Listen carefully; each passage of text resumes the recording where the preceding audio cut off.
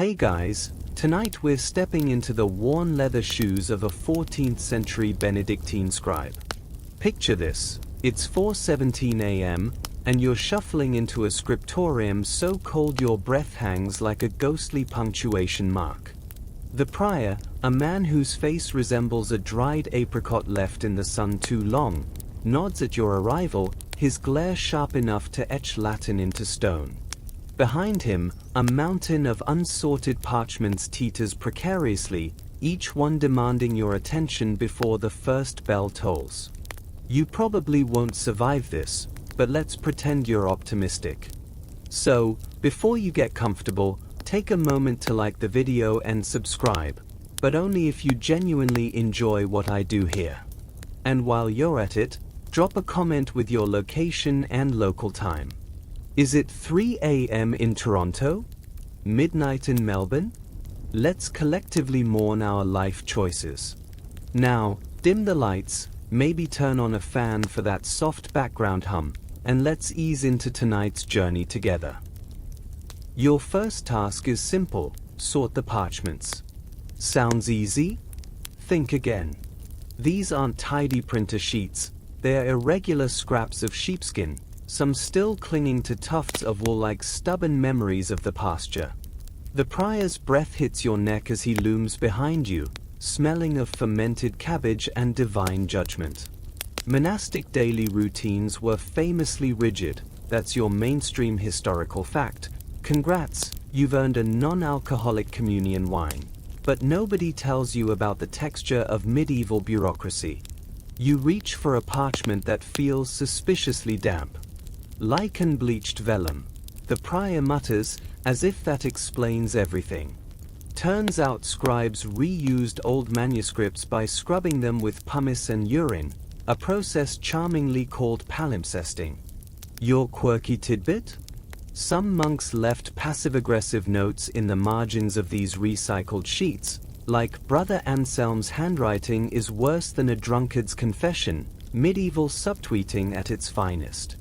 As you separate sermons from tax records, your eyes land on a fragment of Virgil's Aeneid peeking through a homily about humility. Historians still argue whether this was accidental recycling or a sly act of rebellion. The prior clears his throat. You freeze. One misstep here, and you'll spend the week transcribing on the sin of excessive curiosity, a real text, and yes, it's as thrilling as it sounds. By the time the dawn bell rings, your fingers are stained with iron gall ink, your back aches like you've been hunched over since the Black Death, and you've developed a newfound respect for Ctrl+Z.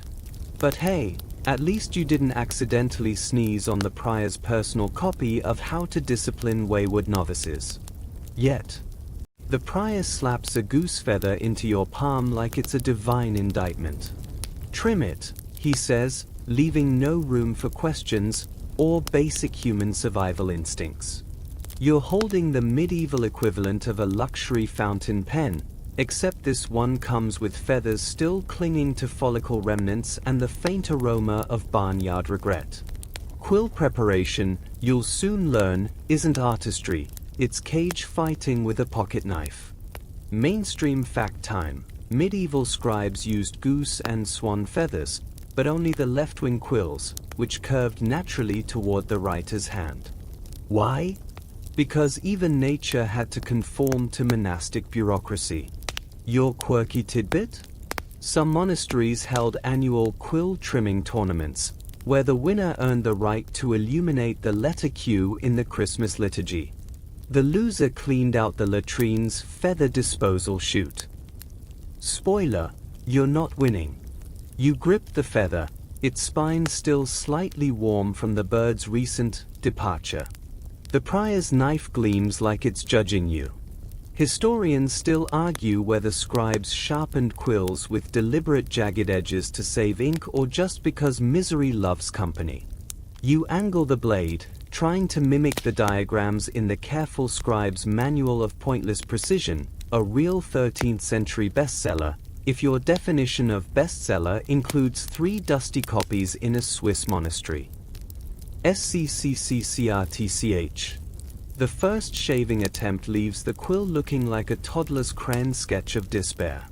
The prior's eye twitches. Across the room, Brother Arnulf, a man with biceps thicker than a Bible's spine, snickers into his sleeve. Turns out, quill rivalry was the original workplace toxicity. Get it wrong, and you'll spend the day transcribing asterisk on the spiritual benefits of blisters asterisk with a tool that shreds parchment like it's personally offended. By your fifth attempt, your fingers are slick with goose grease and shame. The prior leans in, his breath a cloud of sourdough starter and disappointment. The tip must hold ink like a chalice holds Christ's blood, he hisses. You resist the urge to ask if that's a heresy analogy. Finally, a passable point emerges, crooked, but functional. Then you hear it, a snap from Brother Arnulf's desk. His quill splinters mid-stroke, and he roars like a bear denied honey. The prior sighs, muttering about prideful toolcraft as Arnulf storms out to pluck another goose. Fun fact? Some monasteries kept attack geese on standby to deter quill thieves. Historians disagree on whether this was practical security or just an excuse to watch novices get chased by angry poultry. As you dip your quill into the inkpot, a tiny triumph swells in your chest, until the prior drops another feather onto your desk. Again, he says. You glance at the sundial. Dawn has barely broken, and already you trade your soul for a ballpoint pen. The prior slaps a ream of parchment onto your desk with a thwack that echoes through the scriptorium like a disapproving church bell. Sort them, he commands, as if you're not already drowning in sheepskin. Welcome to medieval quality control, where your nose is your resume and veiny vellum is grounds for excommunication. Mainstream fact incoming. Parchment was made by soaking animal hides in lime, stretching them on frames, and scraping them thinner than the prior's patience. But here's the quirky twist. Scribes judged sheets by sniffing them like sommeliers. A good parchment smelled faintly of meadows. A bad one reeked of rancid lard and existential dread. You lift the first sheet to your nostrils and gag. This one? Pure barnyard funk with undertones of regret. Defective, the prior declares, snatching it away. Turns out, hidden veins, those delicate blood vessel trails in the skin, were the ultimate workplace nightmare. One too many, and your manuscript looked like it had been cursed by a caffeine-deprived dragon. Historians still argue whether these veins were seen as natural artistry, the god's fingerprints theory, or proof of lazy tanners. The Brother Cedric needs to be fired camp. You hold up a particularly vascular sheet, squinting at the raised lines. Like mapping the sins of the sheep, you mutter. The prior's eyebrow arches, a silent warning that sarcasm is a one-way ticket to copying liturgical chants for the tone-deaf. Across the room, Brother Arnulf snorts into his inkpot. Rumor has it he once threw a fistfight over a batch of blotchy goatskin last Easter. As you separate the acceptable from the heretical, you uncover a sheet still crusted with flecks of something. The prior leans in. Ah, Northumbrian sheep. Third shearing. Autumn. His tone suggests this is common knowledge, like the earth being round or turnips being terrible. Your quirky tidbit? Some monasteries branded their parchment with secret symbols. A tiny cross for good enough for saints, a squiggle for use this for tax records. Nobody reads those anyway.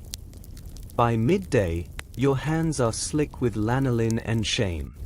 The veiny vellum pile grows into a monument to ovine imperfection. Just as you think you've mastered the sniff test, the prior slams down a pristine sheet. Too smooth, he spits. Apparently, flawless parchment was also suspicious, a sign of vanity, or worse, French craftsmanship. You make a mental note to never pursue a career in medieval Yelp reviews. As the prior stalks off, Brother Arnulf slides you a conspiratorial wink and a folded note. Inside, a crude drawing of the prior as a sheep, labeled Bardi Temper. You stifle a laugh, tucking it into your sleeve. Historians will spend centuries debating whether marginal doodles were acts of rebellion or just monks being, well, monks.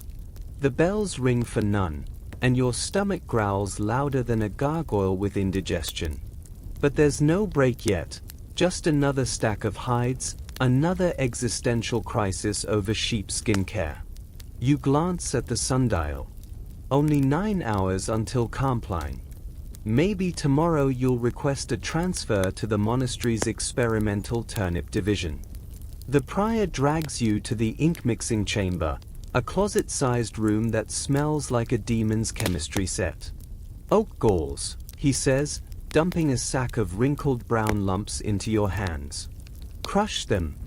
Breathe deeply. God favors the bold. Mainstream fact time. Medieval ink was made from oak galls, parasitic growths on trees, iron salts, and gum arabic. The quirky tidbit? Some scribes believed the best galls were harvested during a waning moon by left-handed novices, which explains why your right hand feels judged right now. You mortar the galls into a fine powder, releasing a plume of dust that smells like burnt toast and regret. Historians still argue whether scribes added urine to the mix for chemical bonding or just because monastic life was really boring. The prior barks ratios at you: 2 parts gall, 1 part vitriol, 3 parts existential dread. As you stir the concoction in a cauldron that's probably cursed. The mixture bubbles ominously, shifting from swamp green to midnight black. It's like watching a mood ring for damned souls. Then it happens. A novice across the room sneezes directly into batch number 12. Time freezes. The prior's face pales faster than a sinner at confession. He sputters, clutching his rosary like it's a lifeline. Turns out, sneezes were the ultimate ink taboo. A single droplet of mucus could allegedly summon a horde of grammatical demons. The quirky twist? Some monasteries encouraged spit-based inks for humble manuscripts, but only if the saliva came from a fasting monk. Pro tip: never lick a 14th century bookmark. You edge away from the sneeze zone, your own batch now emitting fumes that make your eyes water. The prior recovers enough to assign the novice 40 days of copying on the sin of nasal indiscipline, a real text, and yes, it's mostly blank pages with "bless you" scribbled in the margins. Meanwhile, your ink thickens into a tar-like sludge. Adequate, the prior grunts, dipping a quill to test it. The nib disintegrates on contact. As you salvage the mess, Brother Arnulf sidles up, reeking of guilt and stolen honeycakes. Pest, add a dash of wine, he whispers. Softens the ink, softens the prior's temper too. Historians still debate whether alcohol was a common ink additive or just monks being monks. You risk a splash of sacramental wine. The mixture smooths into a velvety black, and the prior's subsequent sip from the chalice leaves him unusually serene. By dusk, your hands are stained like a murderer's, your lungs feel lined with charcoal, and you've developed a theory that iron gall ink was shorthand for eternal damnation in liquid form. But hey, at least you didn't accidentally brew a batch that glows in the dark. Yet. Your hands still reek of iron gall ink, a scent now permanently etched into your soul, as the prior thrusts a fresh parchment toward you. Psalm 23. 50 copies.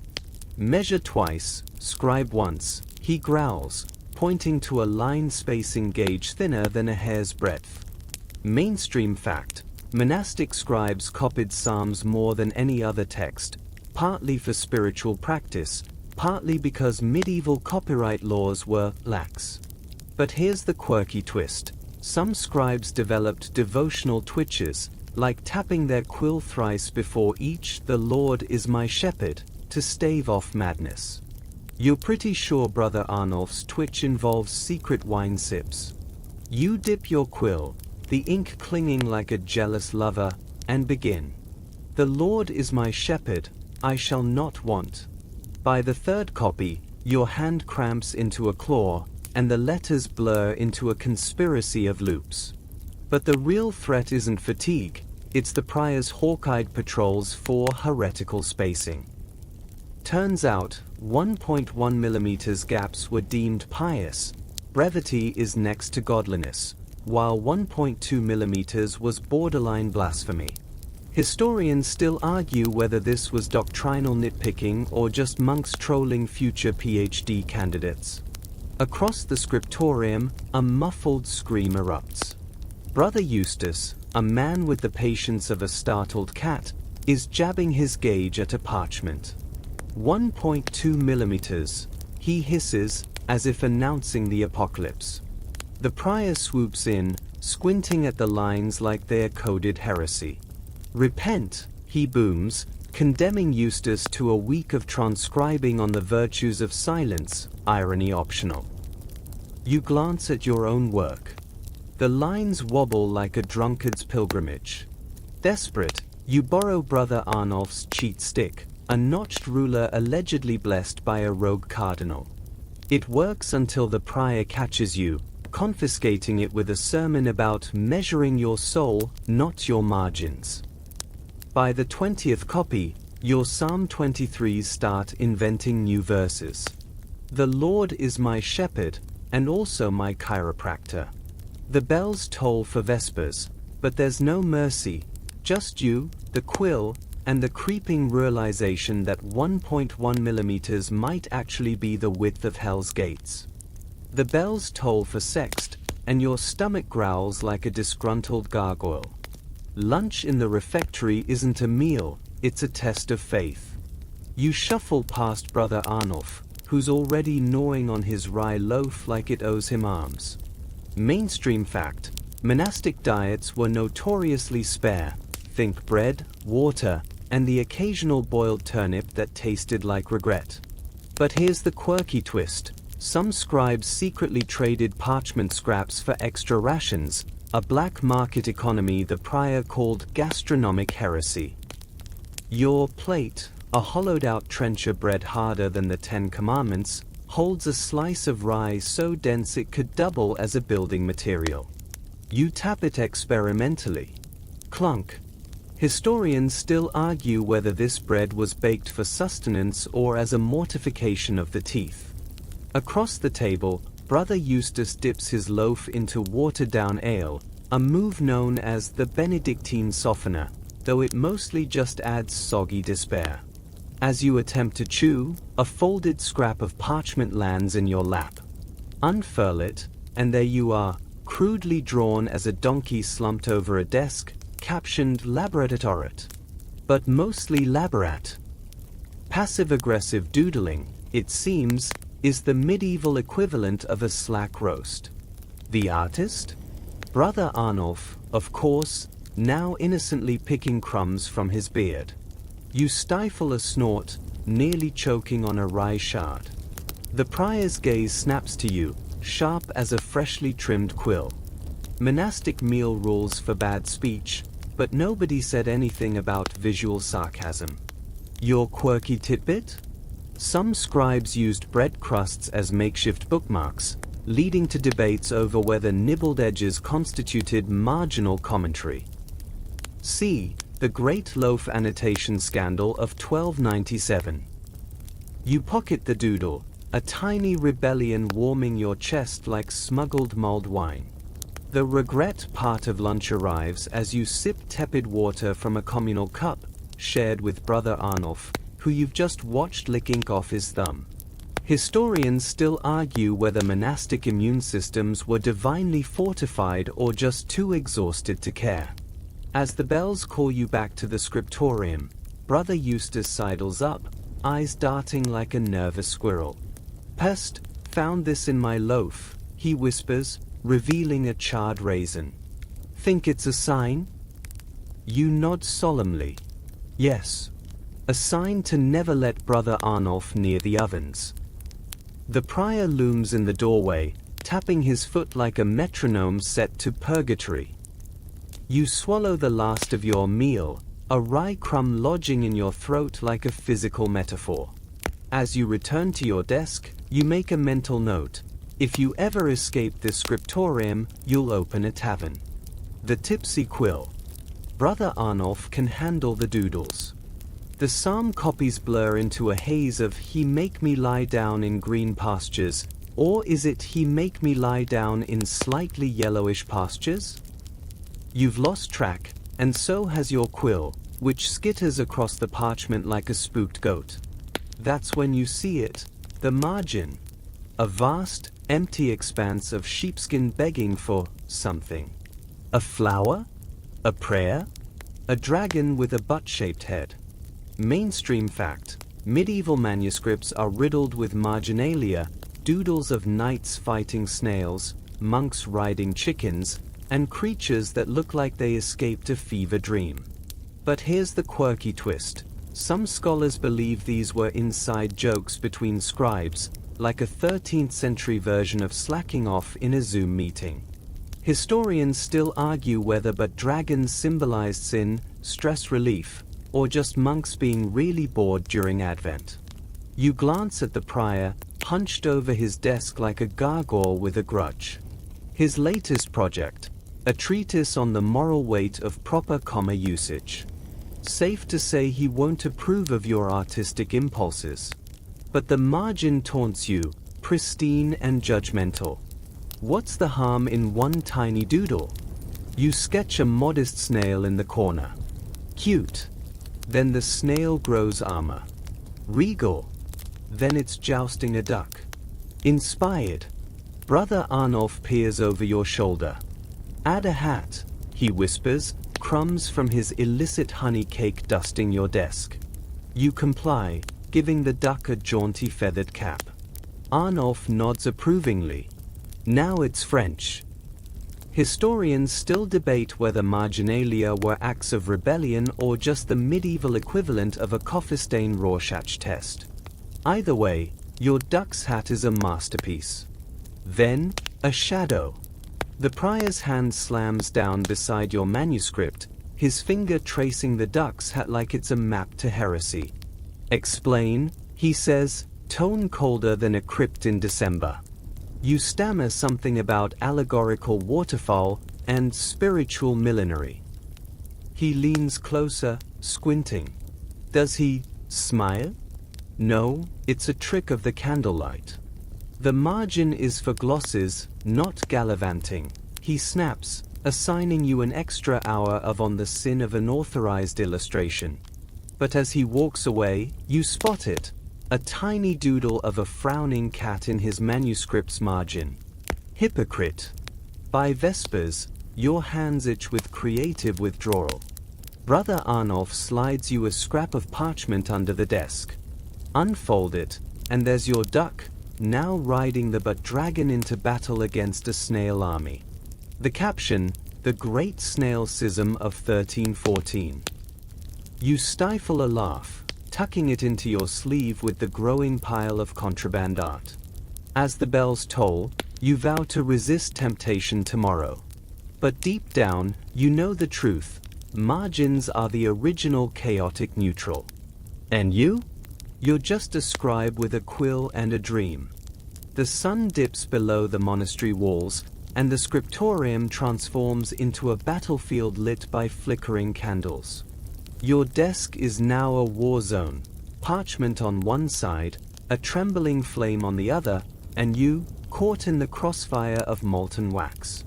Mainstream fact: medieval candles were made from tallow, animal fat, because beeswax was pricier than a pope's hat. The quirky twist? Tallow candles smelled like frying bacon if you were lucky, burning hoof trimmings if you weren't. Tonight's scent profile: regret with a hint of sheep anxiety. You hunch closer to the light, copying on the virtues of patience, a text roughly as thrilling as watching mortar dry. The flame sputters, launching a glob of wax toward your manuscript. You jerk back, but it's too late. The droplet lands on fortitude, obscuring the T into a soggy Rorschach blot. 40. Glue? 40. Lute? Historians still argue whether smudged manuscripts were corrected with knives, the scrape and pray method, or saliva, the lick and lie technique. You opt for a fingernail, chiseling carefully until the prior's new decree booms across the room. Excessive blinking is henceforth excessive. Brother Arnulf freezes mid-blink, one eyelid twitching like a trapped moth. The prior's logic? Blinking wastes candlelight. Also, he's decided it's a gateway vice to napping. You stare rigidly ahead, eyes burning like overstocked furnaces. Across the room, a novice whimpers, tears streaming down his cheeks, not from devotion, but from sheer ocular torment. Your candle, sensing weakness, launches another wax assault. This one lands on your sleeve, bonding wool to parchment in a holy union of inconvenience. The quirky tidbit? Some scribes believed wax blobs were divine messages. See Brother Alcuin's treatise on apocalyptic waxology, later condemned as recklessly sticky theology. You squint at the blob. Is that a duck? No, just your sleep-deprived brain betraying you. Brother Arnulf slides a folded note onto your desk. Inside, a crudely drawn candle with fangs, captioned Night Watchman of Hell. You snort, then immediately feign a coughing fit as the prior's shadow looms. His own candle, pure beeswax, because hypocrisy burns brightest, casts a halo around his scowl. Distractions breed damnation, he hisses, confiscating the note. You half expect him to read it aloud, but he merely tucks it into his sleeve. Souvenir? By Compline, your manuscript resembles a topographical map of purgatory, each wax mound a tiny monument to suffering. The prior inspects your work, poking a hardened drip with disdain. God favors the vigilant, he says, assigning you an extra hour of on the moral clarity of uninterrupted gaze. As he leaves, Brother Arnulf mimics his stiff-backed walk, eyelids fluttering like panicked doves. You bite your cheek to avoid laughing. The bells toll for matins. Your eyes feel like sand-filled hourglasses, but the prior's rule stands: blink, and you'll spend tomorrow transcribing liturgical chants for the chronically dehydrated. You stare into the flame, now dancing mockingly. Just one blink. One. The wax pools, the letters blur, and somewhere, a duck-shaped blot smirks in the margins. The prior's latest decree haunts you like a bad Latin pun. A scribe's posture reflects the alignment of his soul. Translation: sit like a question mark, and you'll spend eternity transcribing Satan's grocery lists. Mainstream fact: medieval scribes were trained in devotion-approved postures, spine straight, feet flat, quill angled at precisely 47 degrees to avoid moral slouching. The quirky twist? Some monasteries used a system of ropes and pulleys to yank novices upright, a practice later condemned as ecclesiastical chiropractic abuse. You perch on a stool that feels designed by a carpenter with a grudge against buttocks. The prior's chosen manuscript for today, on the rectitude of rigid spines, a text so dense it could double as a foundation stone. Your back begins its protest around the third paragraph, vertebrae creaking like a ship's mast in a storm. Historians still argue whether Scribe's chronic back pain was a genuine health crisis or just God's way of testing their commitment to terrible ergonomics. Brother Arnulf, ever the rebel, has smuggled a cushion stuffed with goose down and possibly contraband turnip peels. He shifts subtly, the cushion sighing like a relieved accordion. The prior's head snaps up. Softness breeds sin, he bellows, confiscating the cushion and replacing it with a plank inscribed with "Blessed are the calloused." Arnulf mouths worth it before his spine audibly groans. Your own posture deteriorates into something resembling a crumpled paper ball. The prior materializes behind you, prodding your shoulder blade with a ruler. Hunching invites demons, he warns. Demons who misplace commas. You straighten, muscles screaming, as he demonstrates the ideal stance. Chest out, chin up, pelvis tilted like you're trying to balance a chalice on your head. It feels less like writing and more like performance art titled Ode to a Broken Coccyx. By noon, your spine has fused into a single, agonizing curve. The quirky tidbit? Some scribes rubbed their backs with poultices made of crushed nettles and regret, believing pain purified the soul, or at least distracted them from the prior's voice. Brother Arnulf slides you a tiny jar labeled St. Rufus's Spine Salve. It smells like fermented elderberries and desperation. You dab it on, and your skin burns like you've been hugged by a heretic. Across the room, a novice faints face first into his manuscript. The prior sighs, dragging him upright with a sermon about weakness being the devil's foothold. Historians still debate whether Scribe's skeletal remains show signs of chronic pain or just really committed performance art. As the bells toll for nuns, you attempt to stand. Your body unfolds in stages, lower back cracking like a walnut, knees popping like champagne corks for a very sad party. Brother Arnulf limps past, muttering about inventing the standing desk centuries ahead of schedule. You glance at the sundial. 6 hours until Compline.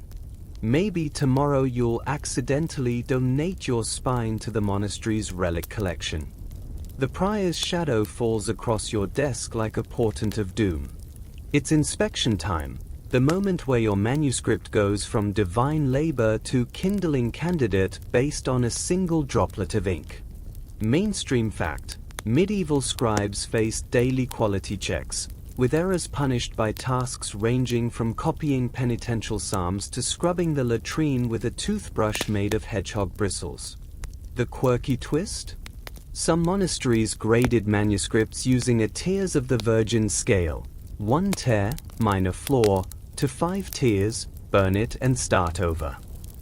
You clutch your quill like a lifeline as the prior leans in, his nose hovering inches from the parchment.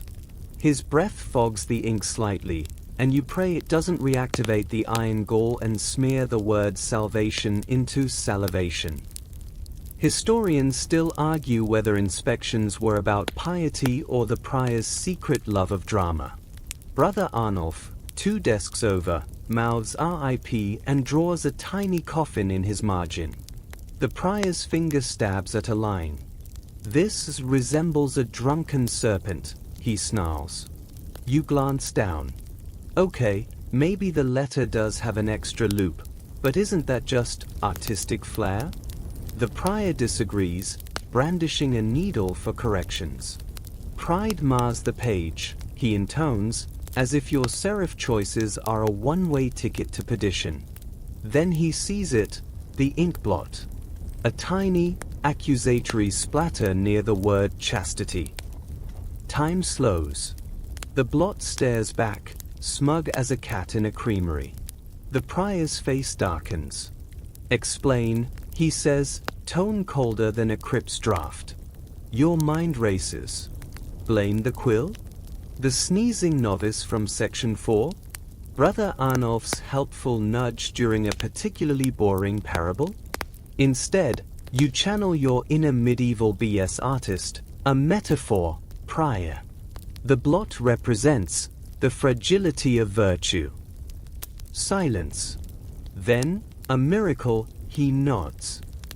Hem Augustine wrote of such stains on the soul. He moves on, leaving you dizzy with relief. The quirky tidbit? Some scribes intentionally added humble blots to avoid accusations of perfectionism, a sin known as scriptura superbia.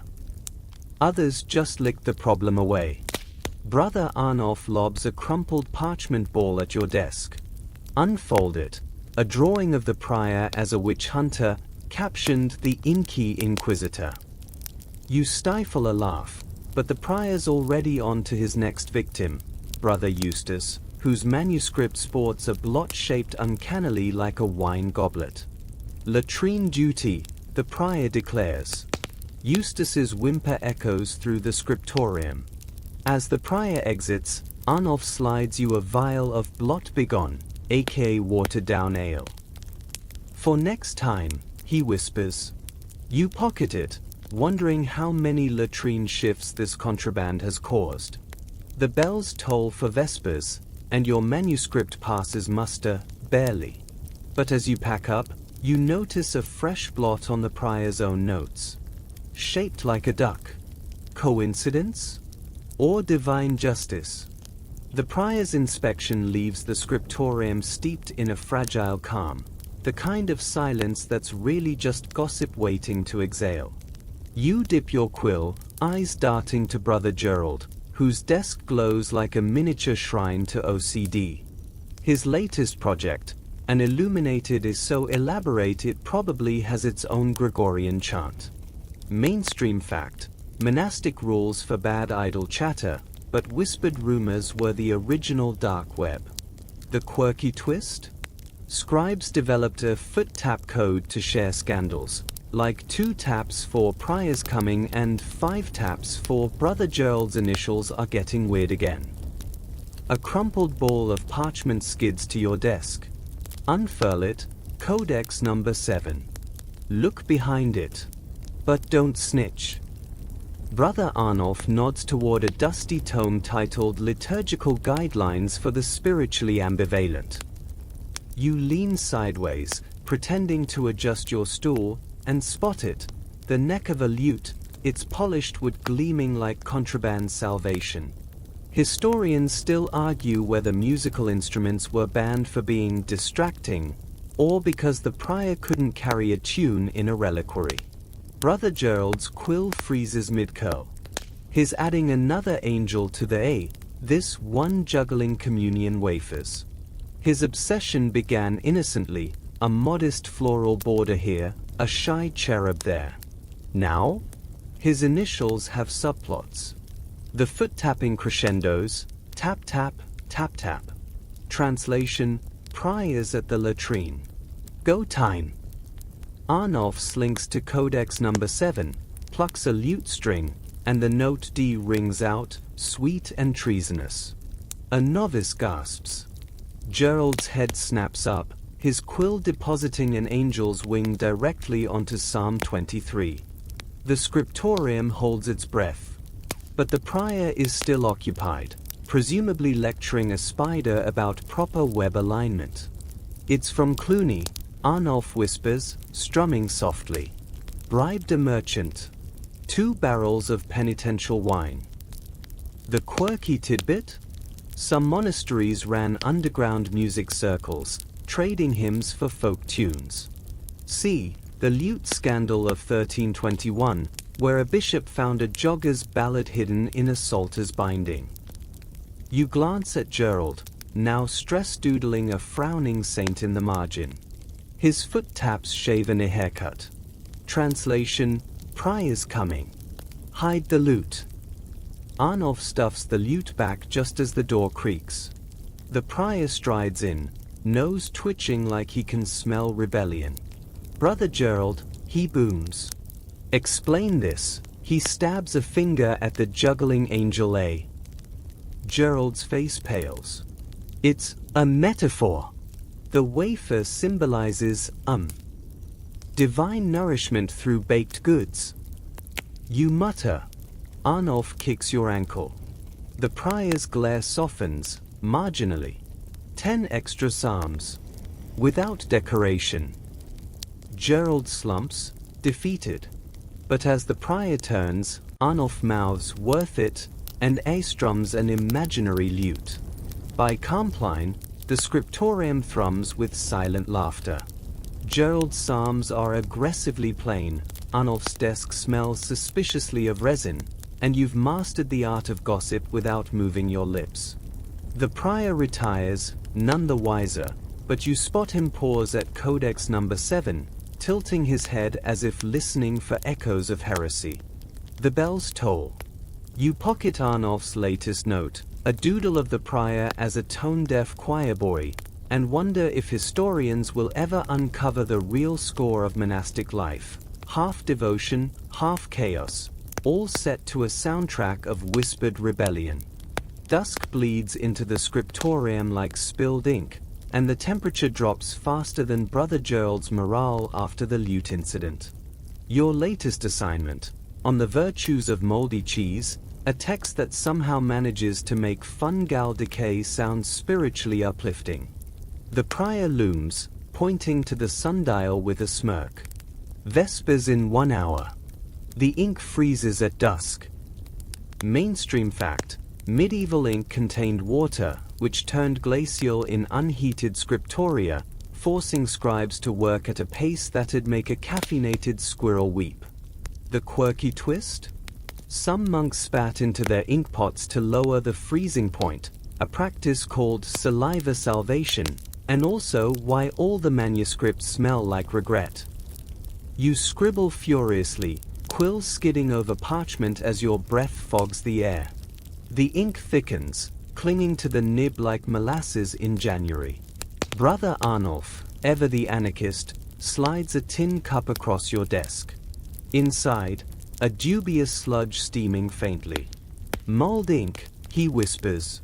Clove, cinnamon, and a splash of sacramental wine. Keeps it flowing, and you warm. You dip your quill, and the scent of spiced rebellion wafts up. The prior's nose twitches. Is that holiday cheer? He thunders, materializing like a vengeful ghost. Arnulf's cup vanishes into his sleeve as you stammer, "Enemy prior." Just fervent devotion. He squints at your now crimson ink. Fervent indeed. Historians still argue whether medieval scribes used spices for practical or liturgical reasons, but you're pretty sure Arnulf just really likes pumpkin spice season. The bells toll the half-hour warning. Your fingers stiffen into claws, and moldy cheese starts looking like moody chase, a phrase that, frankly, better describes your current mental state. Across the room, Brother Eustace blows on his inkpot like he's summoning a genie, fogging up his spectacles. The prior slams a fist, rattling desks. Focus! The Lord rewards haste and punishes smudges. You accelerate, letters blurring into a frantic waltz. The quirky tidbit? Some scribes developed frost script, a jagged handwriting style blamed on shivering hands and possibly latent rage. Your Qs now resemble drunken snails, and your SS hiss like angry geese. Arnulf tosses you a woolen mitt, stolen from the prior's own stash, with a wink. Divine intervention, he mouths. You cram it onto your ink-stained hand, instantly regretting the mothball aroma. The final paragraph looms. Thus, the noble rot upon the cheese mirrors the soul's purification through, the inkpot gurgles ominously. You dip again, but the quill comes up dry. Frozen. Panic sets in. Arnulf lobs his own pot at you. It skids across the desk, splattering virtues with a blob that looks suspiciously like a duck. The prior's shadow darkens your parchment. Clang! The Vespers bell rings. You scratch the last word as the ink crystallizes mid-stroke. The prior yanks the manuscript away, squinting at your frozen finale, through illegible ice blob. He sighs. God will interpret. As the monks shuffle out, Arnulf claps your shoulder. Next time, try yak butter ink. Freezes at -40. Trust me. You make a mental note to steal his quill later. Midnight. The monastery sleeps, or so you hope, as you creep back to the scriptorium, guilt gnawing your conscience like a mouse with commitment issues. Your crime? A misplaced comma in on the virtues of moldy cheese that could imply cheese is the Holy Spirit. The prior's bedtime rant about nocturnal heresies still rings in your ears as you jimmy the door open with a butter knife, borrowed from the refectory, now permanently holy. Moonlight slices through the stained glass, painting Thomas Aquinas's face on the wall like a disapproving spectre. You fumble for the smuggled candle stub, courtesy of Brother Arnulf, who whispered "repent faster than you breathe" as he palmed it to you. Mainstream fact: medieval scribes often worked by candlelight to correct errors, though most didn't risk eternal damnation for a semicolon. The quirky twist? Some left secret marks in their corrections, like tiny dots that spelled help in Morse code centuries before Morse existed. The candle sputters to life, its flame smaller than the prior's patience. You squint at your manuscript, the frozen ink blot glaring back like a cyclops judging your life choices. Correction tools: a razor for scraping, a pumice stone for smoothing, and a prayer for not slicing your thumb off. Historians still argue whether Scribe's midnight edits were acts of devotion or desperation. Right now, desperation's winning. You scrape the blasphemous comma, the parchment sighing like a deflating saint. The razor nicks your finger, a blood offering to the gods of grammar.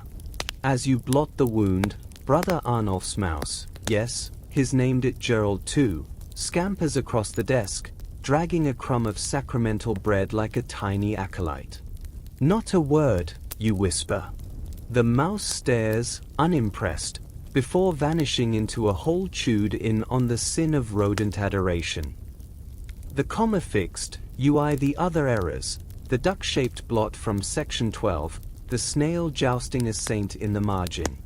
Temptation whispers, "Make it worse. Add a hat." You resist, barely. The prior's voice echoes in your skull, "Perfection is next to something. I forget. Just don't botch it." As you sneak back to the dormitory, the candle dies, plunging you into darkness. Your toe finds a loose flagstone, crunch, and the prior's door flies open. Who defiles the silence? You freeze, clutching the butter knife like Excalibur's disappointing cousin. But it's just Brother Arnulf, draped in a sheet, moaning, "Oh, I'm the ghost of poor penmanship," as he floats down the hall. The prior slams his door, muttering about exorcisms. Back in bed, you stare at the ceiling, cheese-themed heresy averted. Gerald too rustles under your pillow, now the keeper of your butter knife and dignity. Historians will never know how many manuscripts were saved, or sabotaged, by moonlight. But you? You'll never look at a comma the same way again. Dawn breaks, but not on your sanity. The scriptorium reeks of panic and rodent musk. While you were busy repenting for crimes, the real heretics arrived, manuscript-chewing rats the size of theological doubts. Mainstream fact: parchment, made from animal skin, was a rodent delicacy, leading monasteries to employ rat patrols armed with sticks, curses, and questionable hygiene. The quirky twist? Some scribes argued rat nibbles were divine commentary, like, "See here, brother, this passage on gluttony needed trimming." You enter to find Brother Arnulf perched on a desk, swinging a candle holder at a rat clinging to on the sin of overindulgence. "They've got taste," he yells, as the rodent drags a gnawed chunk of vellum into a shadowy crevice. "That one took a bite out of chastity. Prior's going to blame you." The prior storms in, clutching a ledger titled Rodent-Related Penances. "Salvation through vermin eradication," he declares, tossing you a broom that's more splinter than straw. Your target? A rat perched atop Brother Gerald's latest masterpiece, nibbling the halo off an illuminated saint. Historians still argue whether rodents preferred certain inks, Iron Gall's tangy bite versus Walnut's earthy finish, or just chewed whatever tasted like poor life choices. You lunge. The rat dodges, leaving a trail of drool across Psalm 23. He prepared a table before me in the presence of mine enemies, now with moist commentary. Arnulf cackles. Call it ratified scripture. The prior's eye twitches. Sacrilege, he hisses, but you notice him squinting at the stain. Is he considering it? The battle rages. You swat. Rats counterswat. A particularly bold specimen drags an entire footnote into the wall, its tail flicking mockingly.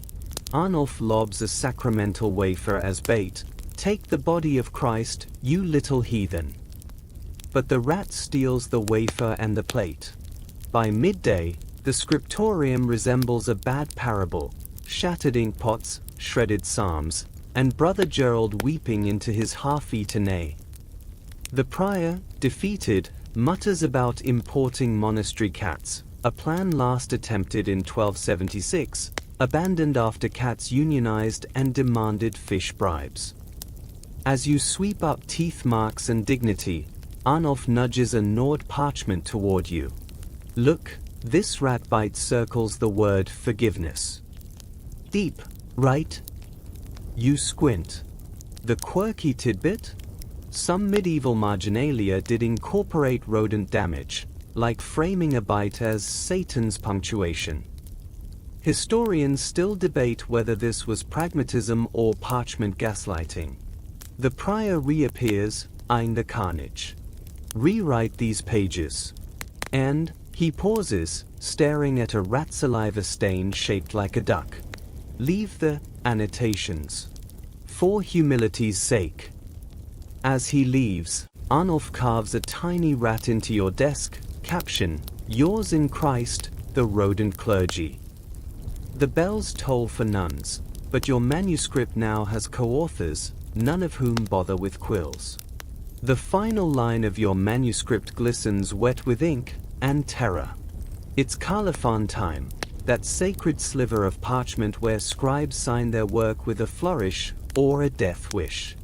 Mainstream fact, Colophons often included scribes' names, dates, and humble pleas like pray for the poor soul who penned this to guilt-trip readers into spiritual sympathy. The quirky twist? Some monks got creative, sneaking in curses, may the rats who chew this grow gouty, or confessions, I'd rather be fishing, disguised as piety. You hover your quill over the blank space, hyper-aware of the prior's breath fogging your neck. Choose wisely, he intones. Pride is a slippery slope into the latrine duty abyss. Brother Arnulf, ever helpful, slides a note across your desk, suggested Colophons, A, humbly scribed by God's most disappointing worm B, this took forever. Please clap.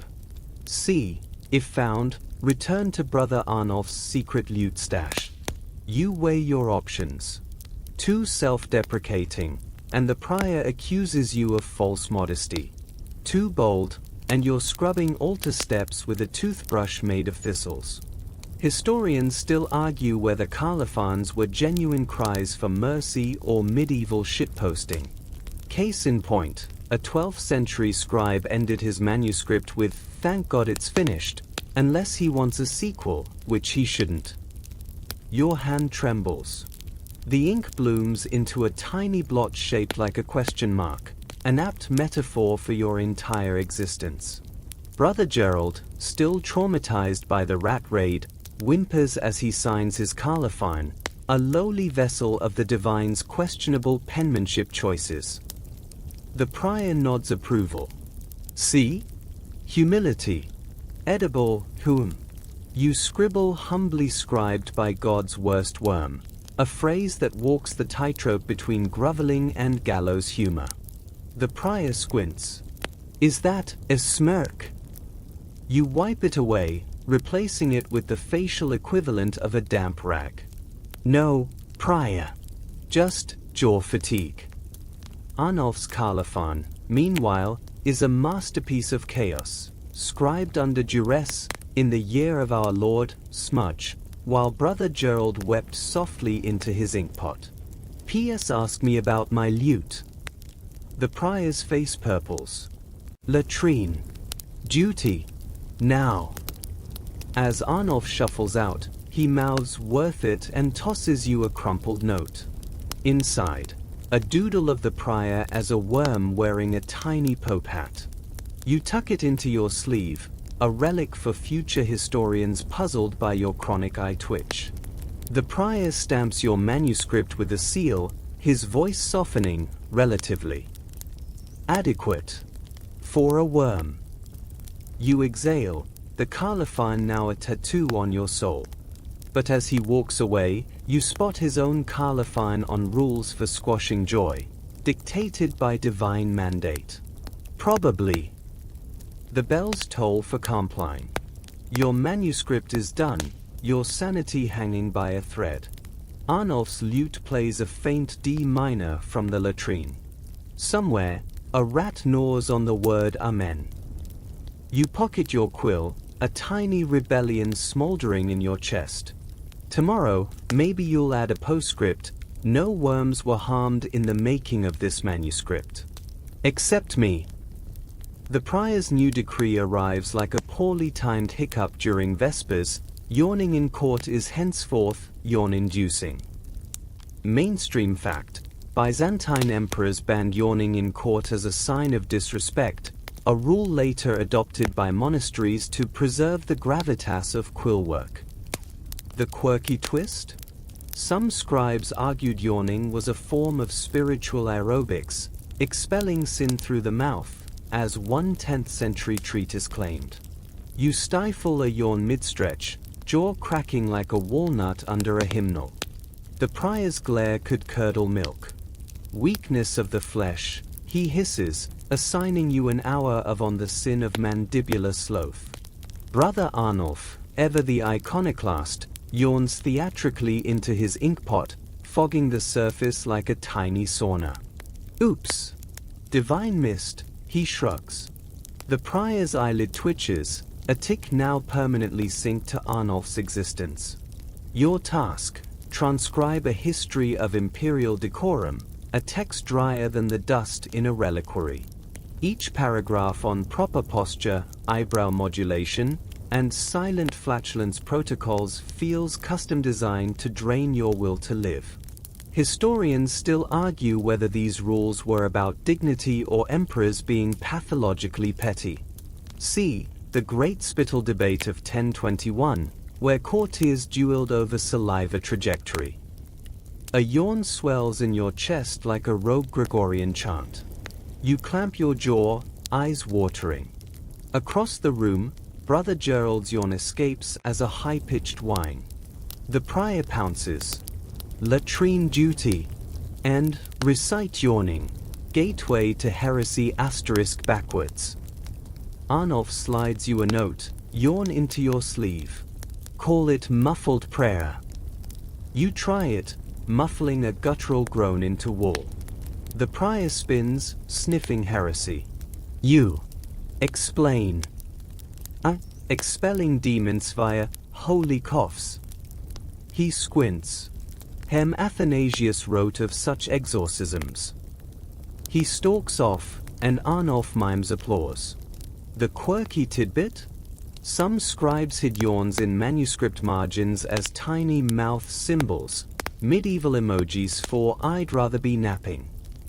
By Compline, your face aches from yawn suppression. Arnulf yawns directly at the prior during Vespers, triggering a sermon so long, 3 novices faint. As you trudge to bed, you spot the prior himself yawning into his sleeve. Hypocrite. The scriptorium hums with a new kind of heresy, ink replacement.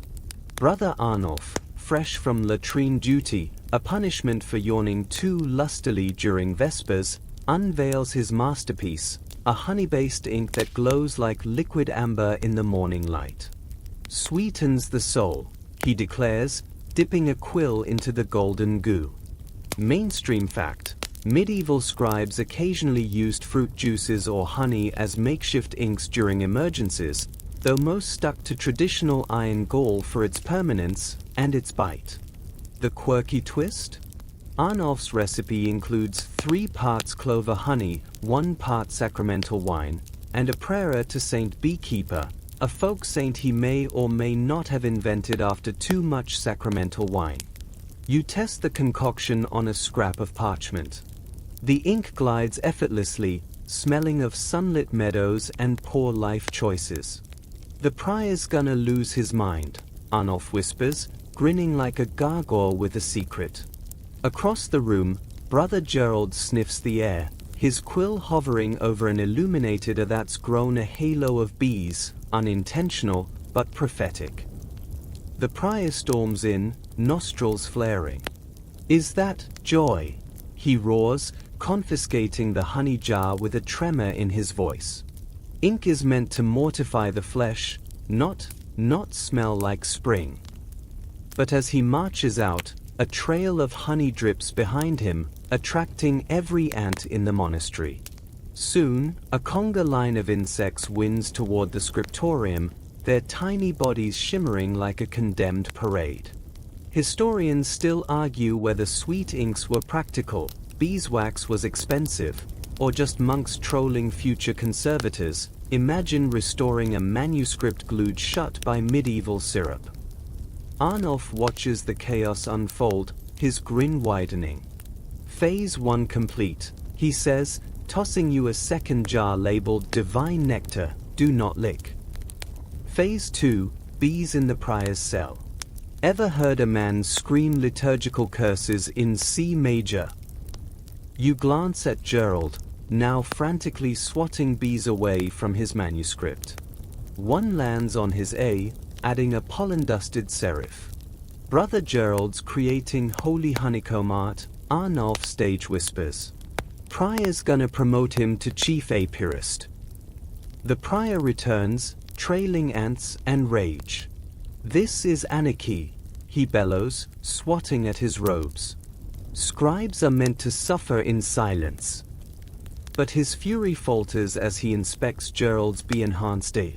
Is that gilding? Providential pollination? Gerald squeaks, sweating holy water. The prior hesitates. For a heartbeat, you think he might actually praise the heresy. Then an ant crawls into his sleeve. "Latrine duty for all." As the scribes groan, Arnulf slips you a note. Phase 3, replace the prior's ink with maple syrup. Let the forest claim him. By dusk, the scriptorium reeks of piety and corpses.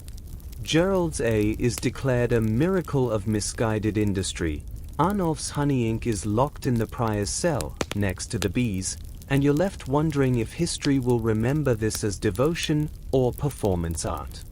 The prior's hypocrisy reaches its zenith as you ink the final colophon of On Humility, a text that preaches self-effacement while demanding you sign it, a wretched scribbler of no account. Meanwhile, his own treatise, Rules for Squashing Joy, boasts a colophon so pompous it could choke a pope, penned by God's own quill, via my humble hand. Mainstream fact: medieval abbots routinely claimed credit for scribes' work under the guise of divine delegation, a holy euphemism for "my quill's too important for this drudgery." The quirky twist? Some scribes retaliated by hiding tiny self-portraits in manuscript initials, medieval selfies for future scholars to unearth. You seize the O in On Humility, transforming its curves into a self-portrait so modest it's practically a cry for help, a mouse clutching a quill, its tail coiled into a question mark. Brother Arnulf, ever the co-conspirator, leans over and adds a speech bubble, "Free me from this parchment prison." The prior, too busy admiring his own colophon in Rules for Squashing Joy, misses your act of rebellion. But Gerald too, the rat who's become the scriptorium's moral compass, pauses mid-chew to stare. Even rodents recognize irony when they see it. Historians still argue whether these hidden portraits were acts of defiance or just scribes practicing their doodles where nobody'd notice. Spoiler, it's both. You sneak a second mouse into the M of meekness, this one wearing a tiny mitre. Arnulf scribbles, "Promote me to bishop," beneath it. The prior, now holding rules for squashing joy aloft like a holy relic, barks, "Cease lollygagging. Humility waits for no scribe." You return to your task, the Caliphans forced grovelling, burning your pride like cheap incense. A wretched scribbler of no account glistens on the page, each letter a paper cut to your dignity. Brother Arnulf, ever the chaos gremlin, slides a note across your desk. Next time, sign it ghostwritten by Gerald II. You stifle a laugh, imagining the prior's face if he ever found a rat's paw print certifying his work. The prior's hypocrisy isn't limited to Caliphans. His latest decree, Edict on the Sanctity of My Personal Stationery, bans anyone from touching his divinely ordained parchment, which is really just vellum he's bedazzled with gold flecks. "Pride is a virtue when it's mine," he declares, ignoring the fact that his gold flecks are actually pyrite scraped from the monastery's budget for edible food. As you etch another mouse, this one juggling communion wafers, into the U of unworthiness, Brother Gerald gasps. His colophon for a treatise on angelic posture reads, "Scribed by a lowly vessel of wings." The prior approves it with a patronizing pat. "Perfectly servile," he says, oblivious to Gerald's tear-streaked ink. Arnulf, sensing your simmering rage, whispers, "Put a mouse in his colophon. Call it divine intervention." You glance at the prior's latest manuscript, its margins already crawling with Gerald II's teeth marks. Tempting. But you settle for a subtler jab, a mouse hidden in the prior's colophon, tiny paws flipping the script on his God's own quill line. The day ends with the prior none the wiser, Gerald II gnawing on a discarded humility fragment, and your sleeve stuffed with contraband doodles. As the bells toll for Compline, you realize the truth: history isn't written by the victors. It's scribbled by the sleep-deprived, doodled by the defiant, and occasionally chewed by rats with a flair for drama. The scriptorium's silence shatters with a single, forbidden D minor chord.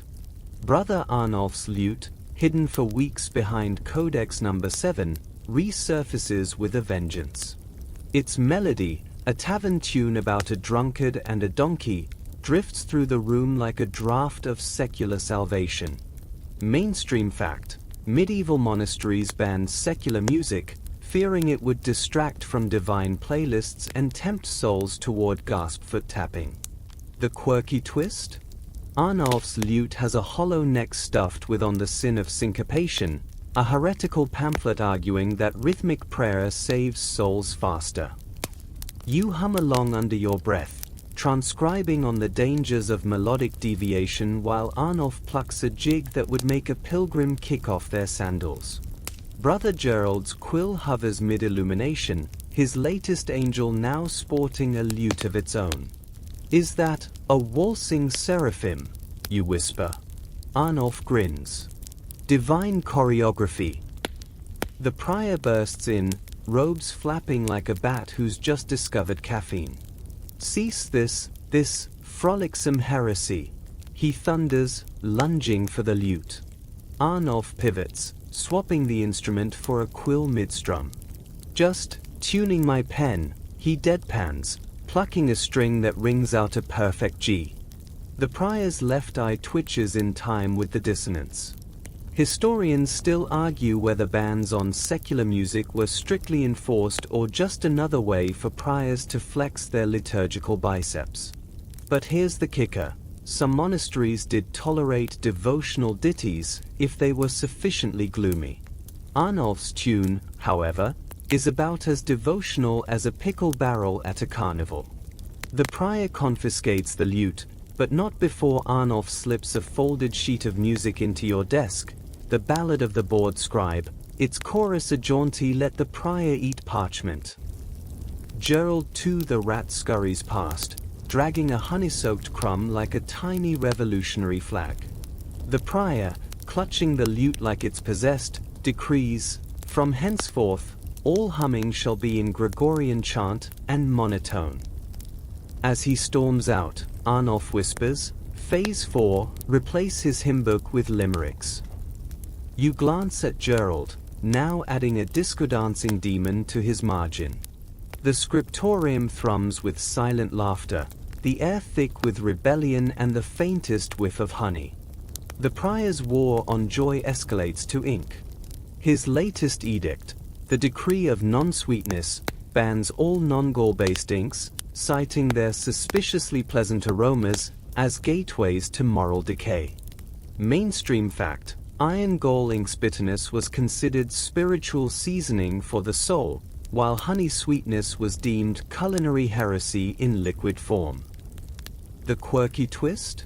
A novice named Brother Cuthbert licks his honey-stained manuscript and claims it cured his toothache. Miraculous or just drunk? Historians still argue. You enter the scriptorium to find chaos. Novices huddle over pots of smuggled honey ink, their pages glistening with saccharine rebellion. On Celibacy now resembles a toddler's jam-smeared art project, its margins crawling with bees drawn in sticky amber. Brother Arnulf, ever the ringleader, has swapped his quill for a beetroot, daubing on obedience in crimson streaks. Red for revolution, he declares, dotting an *I* with a beet chunk that squelches ominously. The prior storms in, tripping over a honey puddle that's congealed into a theological Rorschach blot. Is that a smiling demon? He shrieks, pointing at the stain. Arnulf squints. Looks more like a self-portrait, prior. Historians still debate whether medieval ink bans were about piety or priorly insecurity. See the Great Saffron Ink Scandal of 1298, where an abbot banned yellow ink because it clashed with his complexion. You dip your quill into Arnulf's beet juice, its earthy reek masking the honey's lingering sweetness. Gerald too the rat sniffs your desk, tail twitching at the crimson puddle. Approved by rodent royalty, Arnulf whispers, stamping Gerald's paw into the juice like a notary seal. The prior's face purples as he reads on obedience, now titled on OBE, the rest eaten by Gerald too. This isn't rebellion, it's buffoonery, he roars, slamming his fist.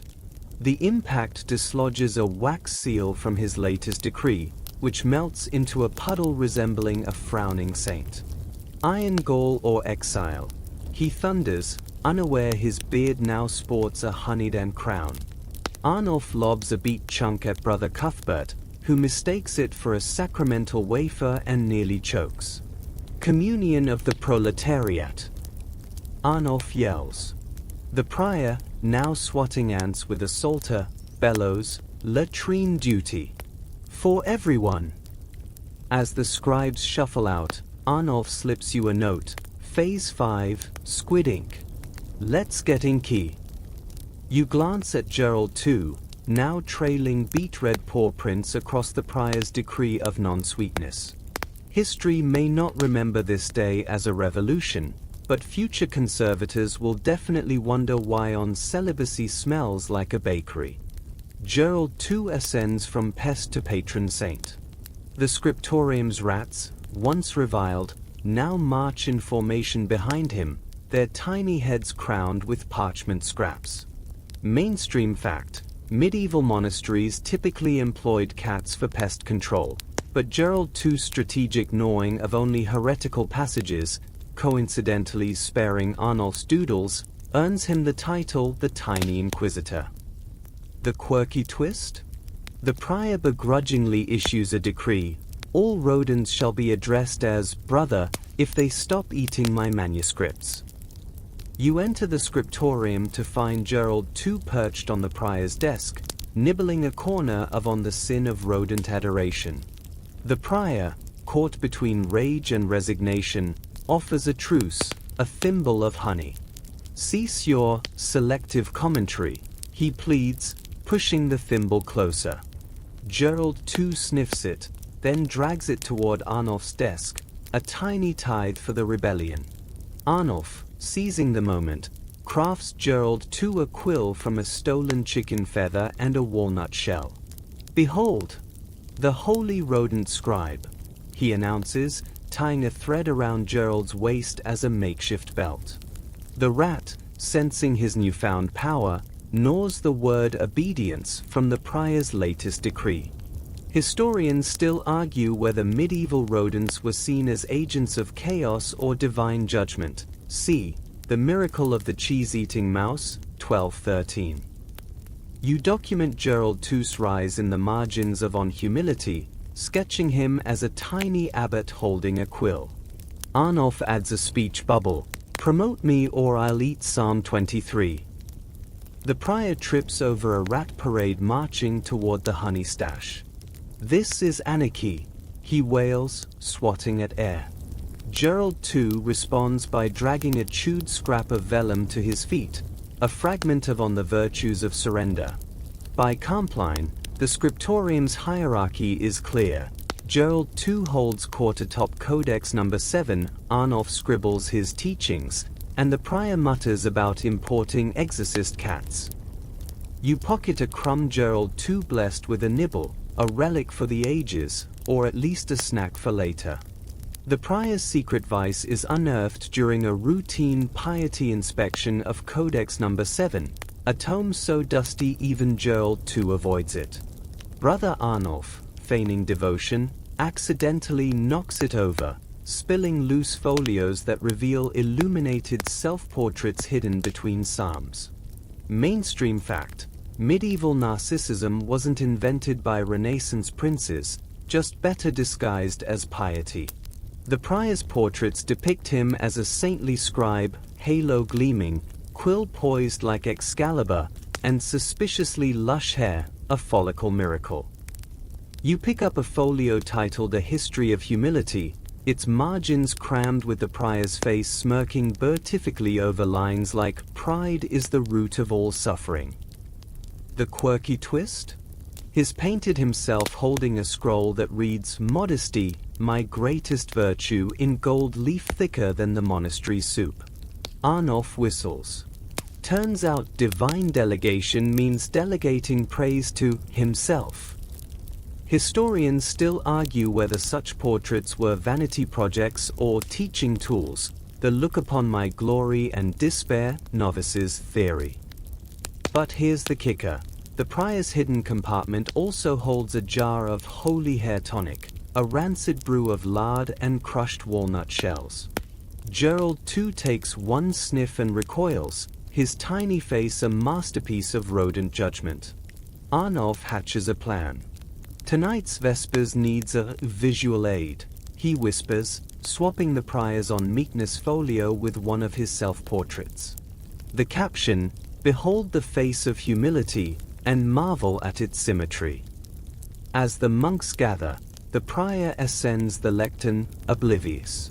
He unrolls the manuscript, and gasps ripple through the crowd. There he is, golden, glowing, and twice as large as the crucifix beside him. This is heresy," he blusters, scrambling to re-roll the parchment. But Arnulf strums a lute chord from the shadows, and Gerald II leaps onto the prior's robe, dragging the folio downward like a tiny, furry protester. The portrait unfurls fully, revealing the prior's face superimposed over a saint's in the martyrdom of Saint Narcissus. Arnulf coughs. "Funny, I don't recall that chapter." The prior's voice cracks. "This is slander. A test of your devotion." But the damage is done. Brother Gerald, the human one, crosses himself, Brother Eustace faints, and Gerald II, the rat, gnaws a corner of the portrait into a beard that actually suits the prior. By Compline, the scriptorium thrums with silent laughter. Arnulf carves a tiny self-portrait into your desk, a stick figure with a lute and the caption "Future Saint of Chaos." The prior bans unauthorized art, but you spot him later, hunched over a folio, adding subtle highlights to his halo. As you leave, Gerald II drops a chewed scrap at your feet, a shred of the prior's portrait, now with a speech bubble, "I'm the real Messiah." You tuck it into your sleeve, a relic of the day vanity met its match in a rat and a lute. The rebellion crescendos at dawn. Brother Arnulf's ballad of the bored scribe leaks from the scriptorium into the cloisters, its chorus echoing off stone walls like a holy hiccup. Let the prior eat parchment. Let the rats dine on pride. Scribes of the world, yawn thrice and rebel. Mainstream fact: medieval uprisings were rare but spectacularly petty. See the Great Porridge Revolt of 1182, where monks demanded butter. The quirky twist? Gerald too leads a rat parade, their tails twined with stolen parchment flags, as novices hum Arnulf's tune into their inkpots like makeshift kazoos. You enter the chaos. Rats march in formation, wearing hats crafted from manuscript scraps, heresy chic, Arnulf calls it. Brother Gerald, the human, accompanies them on a stolen lute, the priors, missing 2 strings and all dignity. Even the bees, still lurking from the honey ink fiasco, buzz in syncopated rhythm. The prior stands frozen in the doorway, clutching his edict on silence like a shield. This is liturgical treason. He croaks, but his voice drowns in the cacophony.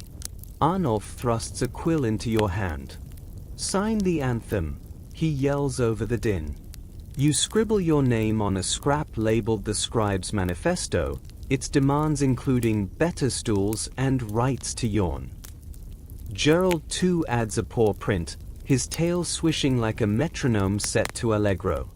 Historians still debate whether such rebellions were genuine or exaggerated by bored chroniclers. But here's the kicker: the prior's latest decree, ban on unauthorized melodies, flutters to the floor, chewed into confetti by the Rat Brigade. Brother Eustace, emboldened, belts the ballad's bridge. Our quills are mightier than his wrath. The prior's face cycles through shades of liturgical purple before settling on defeated eggplant. Bisext, the scriptorium is a carnival. Arnulf juggles inkpots, Gerald too rides a honey-dipped beetle like a chariot, and even the ants form a conga line toward the prior's abandoned desk. You draft the Declaration of Ink-Stained Independence on the back of On Obedience, your quill flying. We hold these truths to be self-evident: all scribes are created equally tired. The prior attempts a counterattack, waving a candle and shouting demons. But Gerald too launches a tactical assault, gnawing the laces of his sandals. As the prior hobbles, Arnulf strums a victory chord. Keys to the kingdom, lads, he crows, tossing Gerald too a sacramental wafer medallion. Night falls on the revolution. The ballad fades into a hum, the rats retreat, and the prior limps to bed, muttering about retirement. You pocket a parchment flag, its edges nibbled into frills. History may call this day a footnote, but you'll remember it as the moment boredom birthed a legacy, and rats became royalty. The prior's surrender begins with a single, trembling olive branch, or in this case, a cheese rind. Dawn finds him slumped at his desk, surrounded by the wreckage of rebellion, shredded decrees, a lute missing its strings, and Gerald too's latest masterpiece, a chewed rendition of Prior as a weeping willow in the margins of On Humility. Mainstream fact: medieval truces often involved symbolic gestures, like exchanging bread for weapons, or in this case, Gouda for quiet. The prior slides the rind toward Gerald too, who sniffs it imperiously before accepting it as tribute. Let us parley, the prior mutters, avoiding the rat's gaze. Brother Arnulf, now de facto leader of the scribes, slams a parchment onto the prior's desk, the Treaty of Exhaustion. Its demands: softer stools, unrestricted yawning, and honey ink every 3rd Tuesday. Gerald too adds a clause via pawprint: rats reserve the right to critique all future manuscripts. The prior's quill hovers over the vellum like a sinner at confession. "This is unorthodox," he croaks. Arnulf leans in. "So's your hair tonic, but here we are." Historians still argue whether such truces were acts of pragmatism or performative desperation. See the Accord of 1327, where a bishop negotiated with a flock of disgruntled geese. The quirky twist? The prior insists the treaty be notarized by a neutral party, Brother Eustace, who's currently napping in a honey puddle. Gerald too drags a quill to Eustace's hand, guiding it into a shaky X. "Divinely witnessed," Arnulf declares, slapping the parchment. The prior's signature is a spidery scrawl, but Gerald too's paw print is bold, a tiny V for vermin victory. The scribes cheer, their voices echoing through the cloisters. And henceforth, the prior adds, eyes darting to Gerald too, "No rodents in the latrine during inspections." Arnulf rolls his eyes.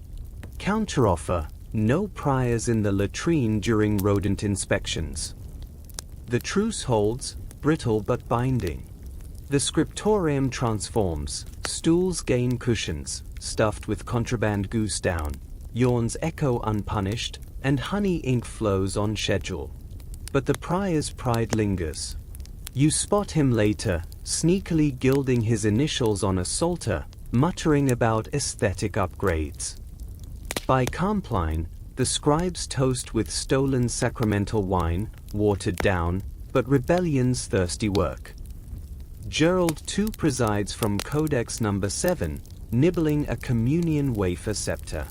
Arnulf strums a victory dirge on the prior's half-lute. To bittersweet victories, he toasts, and rats who chew the right verses. You pocket a treaty scrap, its edges rat-nibbled into lace. The prior retreats to his cell, where Gerald too has already begun redecorating, a chewed fresco of the prior as a jester, captioned "Luff, Cleric, Laugh." The bells toll, softer now, as if even they are tired. The rebellion's won, but the war's not over. After all, tomorrow brings new manuscripts, new edicts, and a prior with a grudge and a hair tonic addiction. The final candle flickers as you ink the last line of why you wouldn't last a day as a medieval scribe, your quill hovering over the colophon like a hesitant saint at the pearly gates. Mainstream fact: few medieval manuscripts were ever truly finished. Scribes often left gaps for future generations to fill, or in your case, for rats to edit. The quirky twist? You sign it scribed by many hands, and one very opinionated paw. Gerald too, perched on the desk, adds his own flourish, a chewed corner that turns the why in you into a perfect question mark. Why indeed? Arnulf mutters, smirking. The prior, now a shadow of his former tyrant self, shuffles in for inspection. His once crisp robes hang askew, and his hair tonic's greasy sheen glows faintly in the candlelight. He scans your manuscript, pausing at the doodle of himself as a weeping willow, roots labeled edicts, leaves labeled regrets. For a breath, you think he might crumble or combust. Instead, he grunts. Adequate. For a collaborative effort. Arnulf lobs a honeyed wafer to Gerald too. Collaborative. That's prior speak for "I'm retiring to a hermitage." As the prior retreats, the scriptorium exhales. Your manuscript, a patchwork of ink, honey, beet stains, and rodent annotations, lies complete. Hidden in the margins, you've etched a tiny duck wearing a mitre, your personal colophon. Arnulf adds a lute doodle with the caption "To be continued." Gerald too drags a crumb to the center of the desk, a makeshift feast for the scribe rats. They gather, nibbling in unison, their tiny eyes reflecting the candle's last gasp. Arnulf strums a quiet chord on the prior's half-lute, now missing 3 strings and all pretenses of holiness. Next time, he says, we riot in D minor. You blow out the candle. The scriptorium sinks into moonlit silence, the rebellion's echoes softening into legend. Somewhere, a bee hums in the rafters, the prior's sandals shuffle toward retirement, and Gerald II's chew marks fossilize into history. The scriptorium sleeps. Moonlight pools on empty desks, glazing half-dried ink and crumbs of sacramental rebellion in silver. The air hums with the ghost of quills and Arnulf's lute, its final notes clinging to the cold stone like ivy. You linger in the doorway, breathing in the quiet, a mix of honey, iron gore, and the prior's abandoned hair tonic. Gerald II dozes in the chewed remains of On Humility, his paws twitching as if drafting a manifesto in his sleep. The ants have retreated, the bees nest in the rafters, and the rats, now tiny lords of parchment and shadow, hold court over inkpots turned reliquaries. The prior's cell sits empty, save for a single illuminated self-portrait left behind, its halo slightly crooked. In the margin, a fresh doodle, Gerald II as a feline-sized abbot, captioned Prior Emeritus. Even in defeat, the man's vanity finds a way. You trace a finger over your manuscript, its spine cracked but holding. History will call it a treatise, you'll call it a love letter to chaos. Somewhere, Arnulf's lute plays a distant lullaby, its melody weaving through the cloisters like a promise. Tomorrow, another yawn. Tomorrow, another doodle. Tomorrow, another nibble at the edges of the divine. But tonight, the world stills. The rebellion's fervor fades into the soft rustle of vellum, the drip of wax, the sigh of a rat king dreaming of honey. The scriptorium, once a prison of quills and rules, now feels like a cradle, a place where boredom and defiance birthed something quietly immortal.